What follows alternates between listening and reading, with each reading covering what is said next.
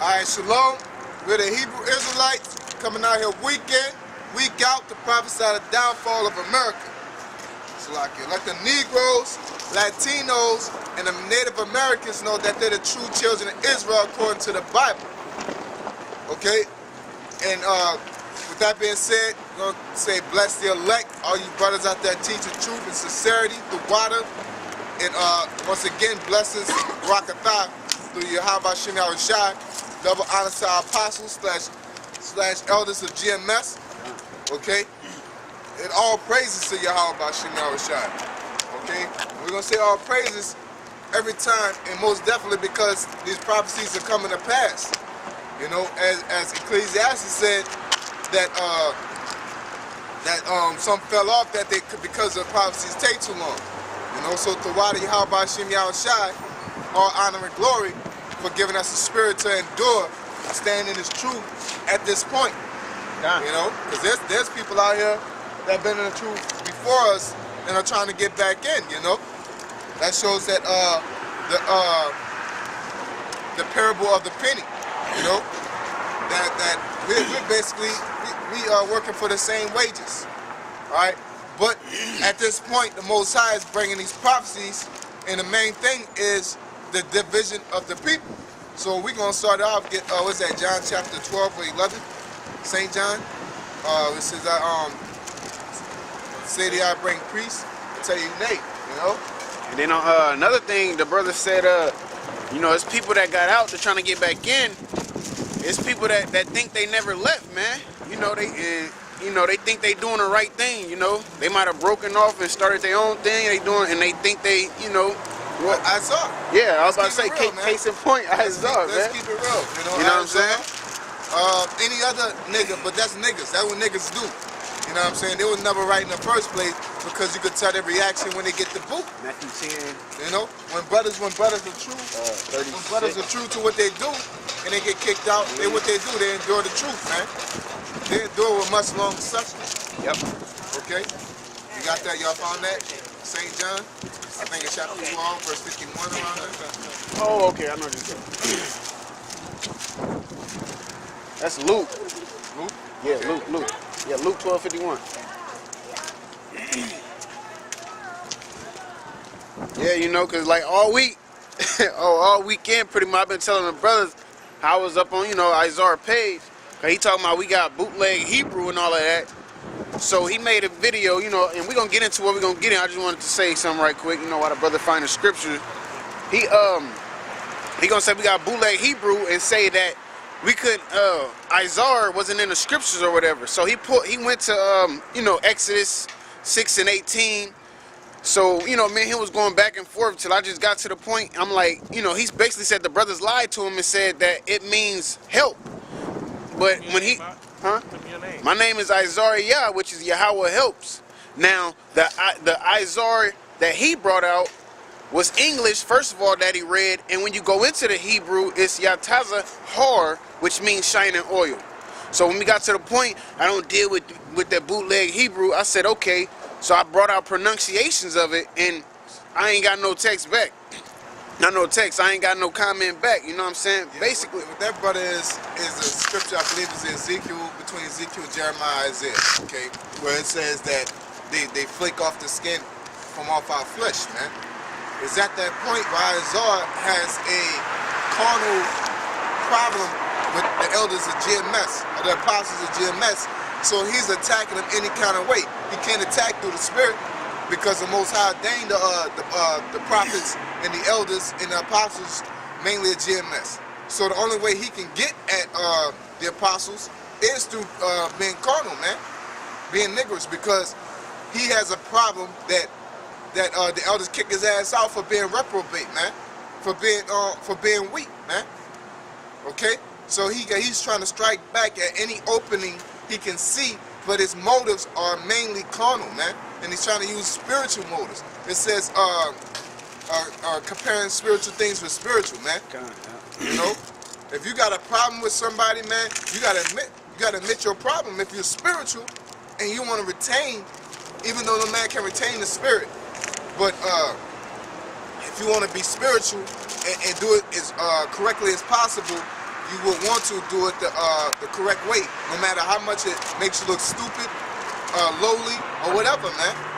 Cause think about how Paul, when he got knocked off that horse, man. You know what I'm saying? For you to get knocked off the horse and get checked by Yahushua himself, you know what I'm saying? That's a lot of humbling. Cause guess what? Paul thought he was like 100% on point with what he was doing. So Paul had to humble himself to some sort of level, man. Okay? To some sort of level to say, hey, man, I was wrong. And he had to have some sort of guilt. And then when he repented, he had to have some sort of faith. Okay? So all these things are coincide, but guess what? All these things are spiritual, man. And the spirit is your mind. Once you conceive that in your mind, then your body conducts your mental thinking, man. Once Paul believed that he got on the right path, you know, Yahushua showed him, he had the faith in Yahushua, and then guess what? His actions. Look at the books he wrote. Okay? You Isaiah, you ain't gonna be nothing but a scoffer. You know what I'm saying? If we rewinded the times, you're not even Judas. You're a scoffer. You a magi. What's the magi that he seen I think he seen Peter, one of them do their thing with the spiritual powers. Then said, oh shit, well I'm gonna get in this. And then he tried to buy it, and then he got kicked out. And then they got they got mad. That's an Isaiah type of spirit, man. That's an axe. Yep. You know, you're searching for something that was pure and honest. You know what I'm saying? You got into it, but you try to bring that nigger shit you was in the world. And then the men of the Lord don't play that shit, so you got a foot up your ass behind it, and now you're all butthurt, man. You know? But of course that's another part of the prophecies which is dealing with there should be scoffers in the last days, man. Yep. That's why brothers shouldn't trip, man. But it does inflame you, man, because it's your own people, and it's the truth. You're supposed to love the truth unto death. So you should feel some type of way when somebody's disrespecting the Most High and the Son. You know what I'm saying? So we behold grievance. It's grievous. Yeah, we behold that bullshit that he's talking, man. We always joke about it, but his opening is grievous into us, man. Yeah. With another scriptural slash. Like, it's like, you ain't, you're not fair. You ain't doing shit, dude. But in your mind, you're projecting. Now in your mind, you're projecting that you're doing something. You ain't doing a damn thing, man. You know? But we're out here for our people. We're not out here because the nigga woman treating us wrong. You know what I'm saying? We ain't out here because police that beat us up or something. We out here because all aspects of that.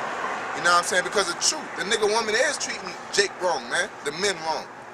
We out here because the 2/3 ain't right.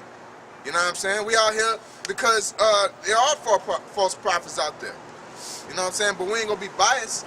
We're gonna be whole and honest. Okay? You got that? But we're gonna get back into the prophecies. How about shit now shot?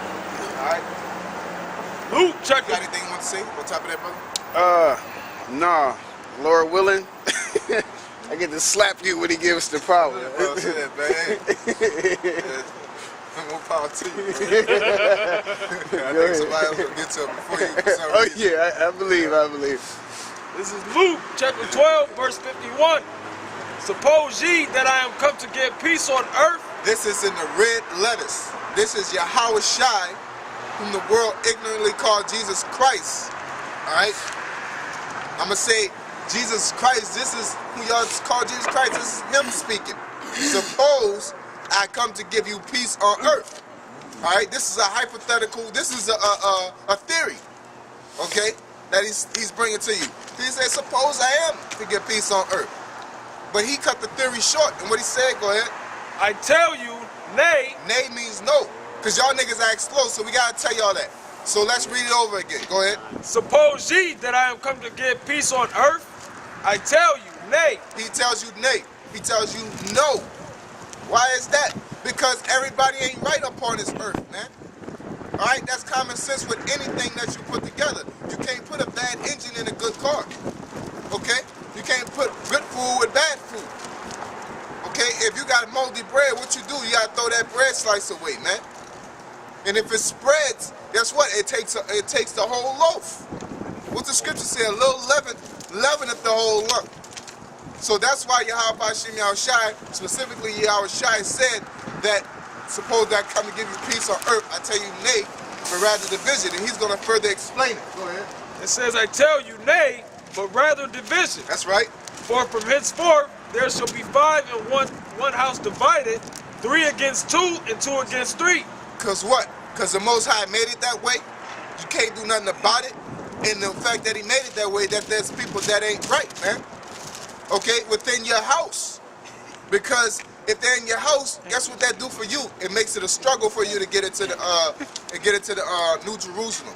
It makes it a struggle to remain to be the elect. Because it ain't no easy road maintaining your righteousness, man.